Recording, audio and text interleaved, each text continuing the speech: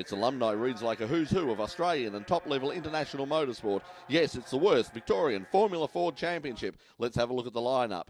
On pole position is Christian Lindbom in the Spectrum 0110. He's coming out of position number 1 ahead of Taz Douglas in the Van Diemen. Then comes Cade Southall, also in a Van Diemen. Simon Leach out of position number 4. Nick Theodosi in position number 5. And in another Spectrum is Paul Pittam.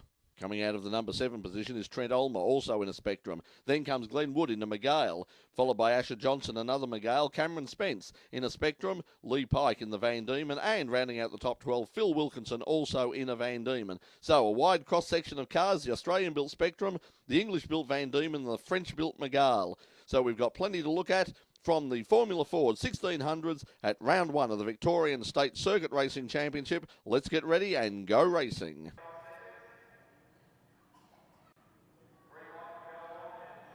We're getting ready for a start. Christian Lindbom on pole position. Alongside of him, Taz Douglas. Then comes the car of Cade Southall. Simon Leach is next. And Lindbom has got off to a very bad start. He's bogged right down, and that's allowed Taz Douglas to get a big jump on the rest of the field. Simon Leach has come through into second position. Cade Southall got caught up behind Lindbom as they head down towards turn 1 for the first time. So it's Douglas in front.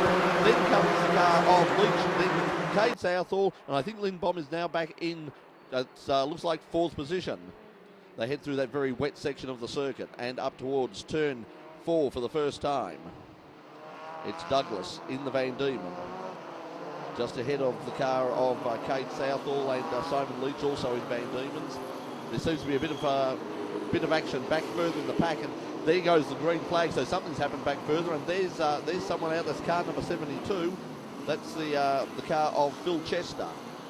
So Phil Chester has spun there on that wet section. It looked like just caught out of the corner of the camera view there. A bit of bumping going on further back in the pack as they bunched up in the chicane. And Chester is out, and that's in a very bad position, and it looks like they will probably have to bring out the safety car there if they can't get that car out of the way. And I think that's happened already. Yes, safety car is out.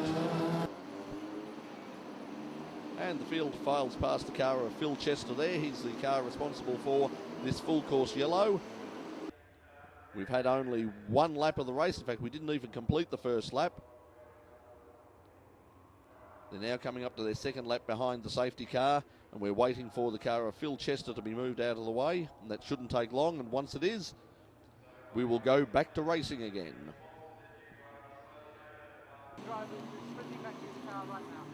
Chester now returning to his car, so I would assume that will be moved fairly quickly. Seems like he's stranded on the curbs there, just popped up on the underside of the car.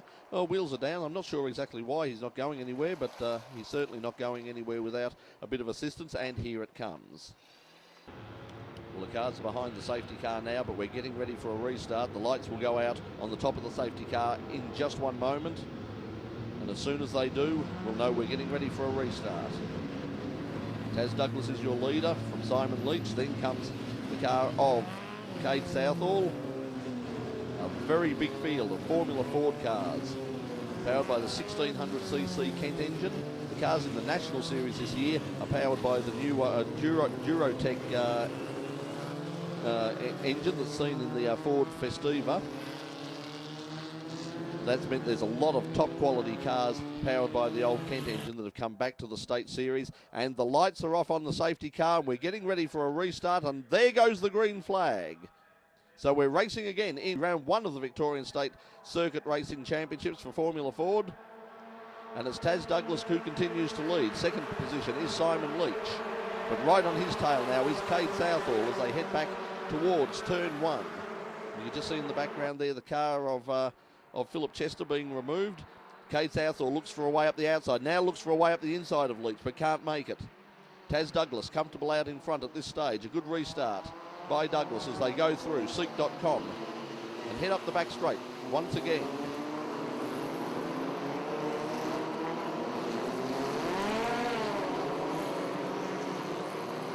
And we're getting ready for a restart again, but I think now is probably as good a time as any to take another break, and we'll be back with racing in just a moment. You're watching In Pit Lane.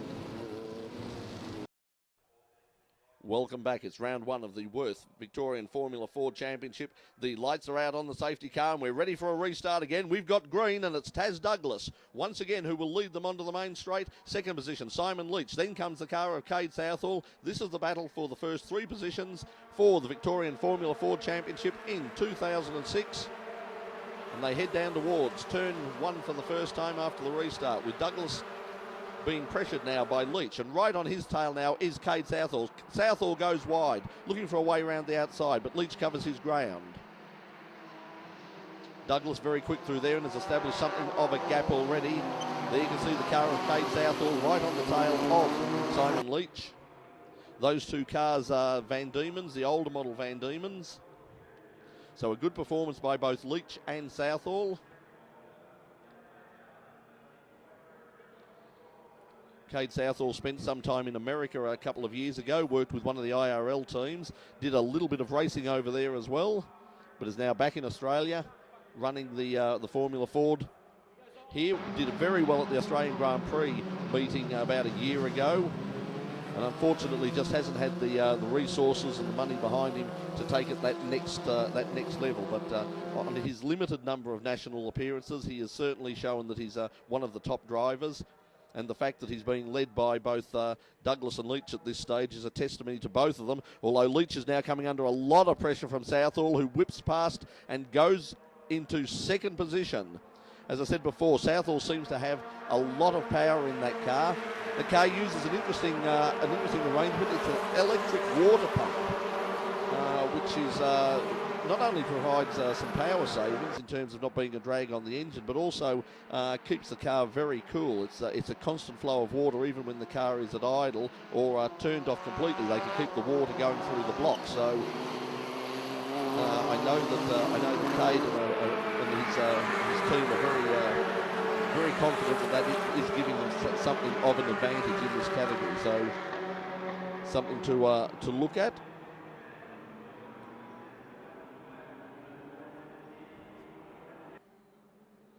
But here's your leader, Taz Douglas, once again, now leading Cade Southall.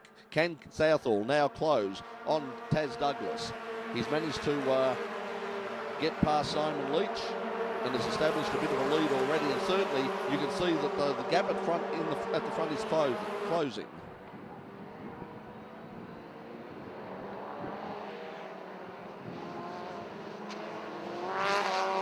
Douglas goes through Sim.com.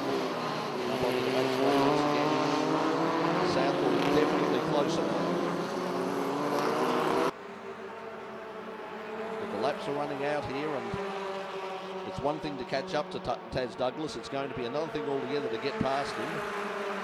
But as we saw earlier, Southall has a lot of speed in a straight line with this car, and if he can just get into the toe of Douglas, he could be in a very good position to slipstream him on the last lap, and certainly with his Formula V experience. And oh, that's blown it.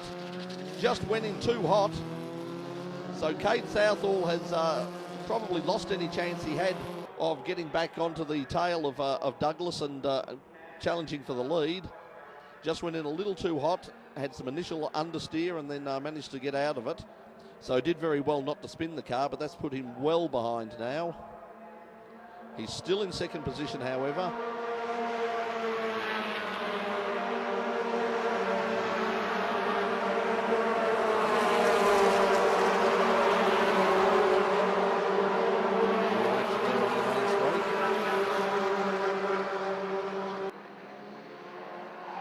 There's Douglas. He's got a big gap now on Southall. You can see how far Southall has fallen back, and he's right back into the clutch of the Leach now. So bad news for Cade. Good news for Simon Leach. This battle, I think this is the battle for fourth here between, I think that would be Lee Pike and Paul Pittman, or Pittham, sorry. My apologies, Paul. I keep calling you Pittman. I've got Pittman on the brain. Watching too much of the Commonwealth Games. Yes, Paul Pittham and Lee Pike now battling it out for fourth and fifth position.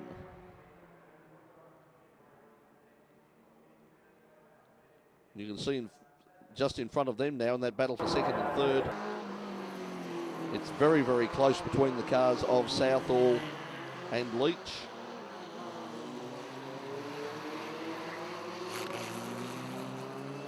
Car number 4, John Benson going through. One of the older machines. This is this battle for second place. And as you can see, Leach is now right up on the tail of Southall once again. Taz Douglas in the Caterpillar car continues to lead. Prepared by Minder Motorsport, who have a number of cars in this particular series. And in second place, Cade Southall, Simon Leach right on the tail of Southall. Leach's car sponsored by Bob's Tuning. I don't know what Bob in fact tunes or who Bob is, but whatever he does, he tunes things. I'm assuming it's cars. It could be pianos. Certainly playing a tune at the moment is this man, Taz Douglas, out in front. Southall is in second position, just got a little bit of a gap, a little bit of breathing space over Simon Leach now as they head towards the start-finish line once again. But Taz Douglas way out in front. And as he comes around onto the start-finish line for the final time, it's Taz Douglas in the Caterpillar Van Diemen RF01 who takes the win. Cade Southall, also in an RF01, is in second position. Third place, Simon Leach, also in a Van Diemen, and Van Diemen's rounded out the top 4 as Lee Pike held on for fourth position. Following Lee Pike was Paul Pittam, then came Glenn Wood in the Miguel, Christian Lindbaum, who had that very bad start, Jake Williams, Nick Theodosi, Cameron Spence, Asher Johnson, and rounding out the top 12 was Trent Ulmer. And following the race, we caught up with our winner, Taz Douglas. I think at the start was one of the secrets. It was probably fortunate that I started on grid 2 rather than grid 1, whereas grid 1 was slippery. And I was able to get a good start, and I just tried to, my mindset was to get a good gap at the start and just hold it off, because once a guy gets on your back, it's really hard to shake him. And a couple of times when the safety car came out, I thought, oh, here we go, they're going to come back up on me again. But I was able to have enough speed to break them off and come through with a win. It's fantastic.